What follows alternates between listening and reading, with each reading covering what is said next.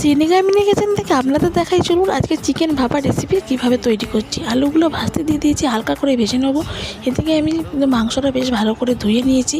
এখানে রসুন, পেঁয়াজ, আদা, কাঁচা লঙ্কা, টমেটো আর দুটো বড় রসুন নিয়েছি। এগুলো সব কিন্তু আমি তেলের মধ্যে ভেজে নেবো। আর দিয়ে পোস্ত, জিরে আর কাজু বাদাম এটা মিক্সিতে পেস্ট করেছি। আতর দেখালাম, মিঠা আতর আর চিকেন কারি মশলা এর মধ্যে অ্যাড করবো, আর মিট মশলাটা। তো চলুন, এগুলো ভাজা হয়ে গেছে, এগুলোকেও মিক্সিতে পেস্ট করে নিই।